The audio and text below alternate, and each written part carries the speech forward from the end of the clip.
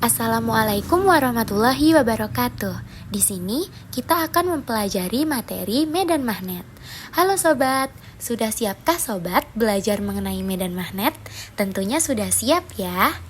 Mari kita mulai belajar.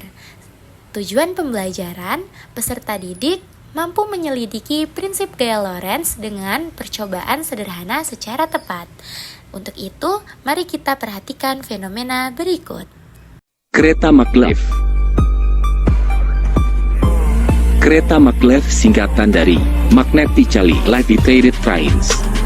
Dalam bahasa Indonesia disebut kereta api levitasi magnetik, adalah jenis kereta api yang mengambang secara magnetik. Sering juga disebut kereta api magnet. Seperti namanya, prinsip dari kereta api ini adalah memanfaatkan gaya magnet sebagai pendorong, dan untuk mengangkat kereta sehingga mengambang, tidak menyentuh rel sehingga gaya gesek dapat dikurangi. Dan kecilnya gaya gesek dan besarnya gaya dorong, kereta ini mampu melaju dengan kecepatan 600 km per jam. Dari video tersebut, kereta maglev memiliki kecepatan hampir sama dengan pesawat terbang dengan memanfaatkan induksi magnetik. Bagaimana hal tersebut bisa terjadi ya? Apakah kereta maglev berbeda dengan kereta pada umumnya? Kereta maglev adalah kereta api yang mengambang secara magnetik.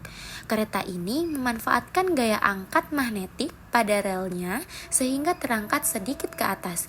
Gaya dorong yang dihasilkan oleh motor induksi mampu menggerakkan kereta ini dengan kecepatan 650 km per jam. Selanjutnya, cara membuat magnet. Yang pertama, dengan mengalirkan arus listrik pada logam yang ingin dijadikan sebagai magnet. Selanjutnya, dengan cara menggosokkan magnet permanen pada logam yang ingin dijadikan magnet. Arah gosokannya itu adalah searah.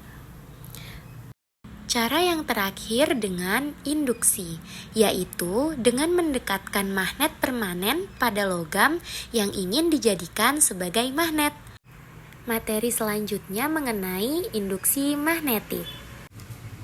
Konsep induksi magnet berawal dari tidak terkendalinya putaran jarum kompas yang ada di kapal laut saat petir menyambar. Christian Ørsted tahun 1820 melakukan penelitian yang menunjukkan bahwa arus listrik dapat menimbulkan medan magnet.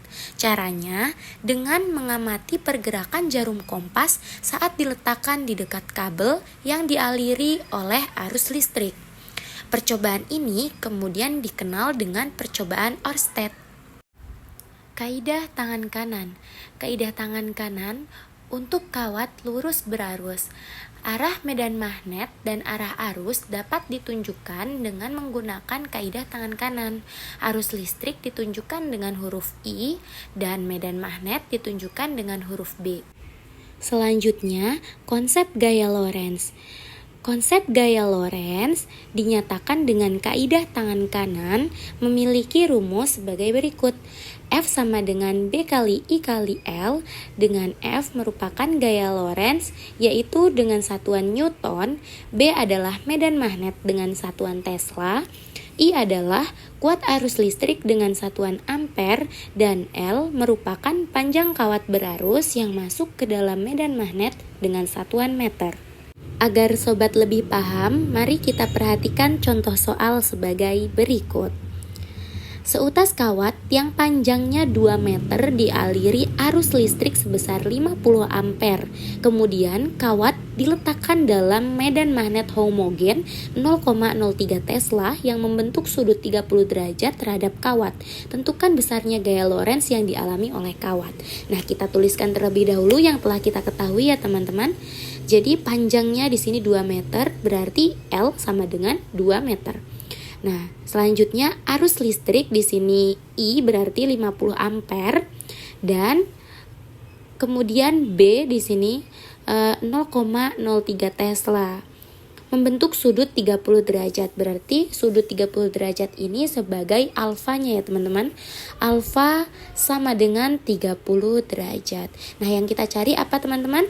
Yang kita cari adalah FL. FL sama dengan B kali I kali L sin alfa. B-nya berapa? B-nya 0,03, kemudian dikali I 50 dikali L 2 meter. Sin alfanya 30 derajat. 50 dikali 2 dikali 0,03 yaitu 3. Sin 30 derajat itu setengah. Jadi 3 kali 1/2 itu 1,5 atau 3/2. Jadi FL sama dengan 1,5 Newton. Selanjutnya yaitu percobaan. Percobaan di sini adalah mengenai gaya Lorentz agar teman-teman lebih memahami mengenai prinsip gaya Lorentz.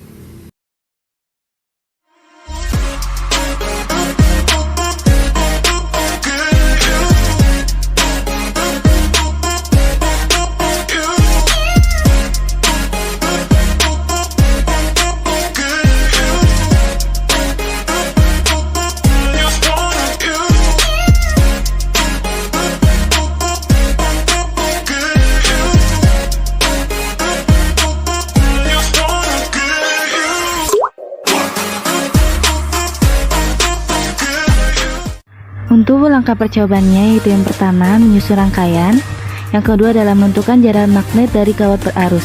Untuk itu kami menentukan dengan 0,5 cm.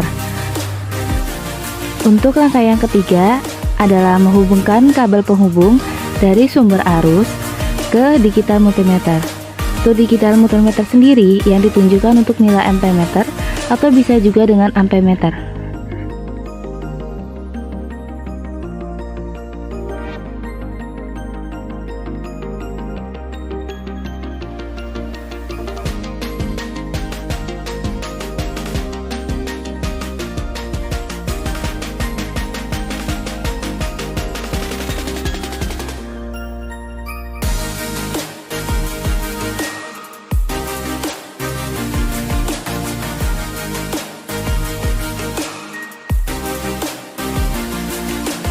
Untuk langkah yang keempat adalah mengaliri kawat penghantar dengan arus listrik ke sumber arus atau tegangan yaitu power supply dengan besar tegangan tertentu. Di sini kami memakai sumber tegangan yaitu 2 volt, 4 volt, dan 6 volt. Setelah itu, kita setting digital multimeter ke nilai amperemeter. Untuk mengamati arah gaya Lorentz yang terjadi, kita dapat memperhatikannya dengan meletakkan kabel penghubung yang sudah teraliri arus listrik kepada ujung papan rangkaian Lorentz. Langkah yang kelima adalah mencatat besar arus listrik yang mengaliri yang ditunjukkan oleh digital multimeter pada bagian nilai amperemeter. Untuk langkah yang keenam adalah mengulangi langkah 1 sampai dengan 5 untuk arah arus listrik dan besar tegangan yang berbeda.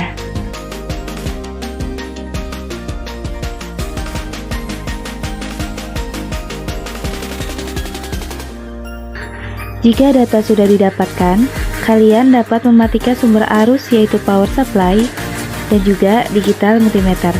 Dan tidak lupa pula untuk mencabut kabel power supply pada stop kontak.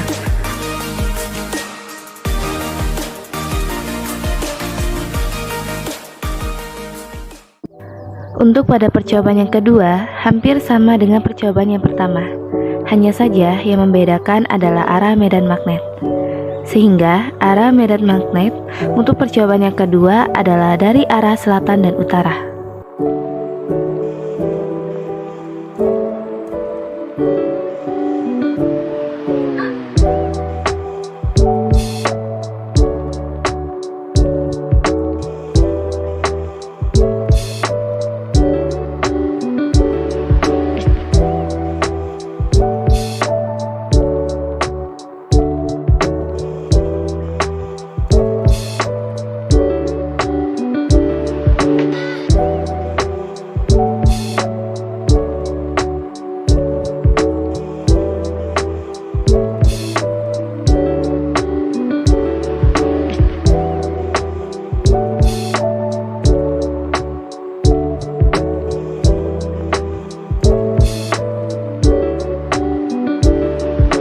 Berikut lembar data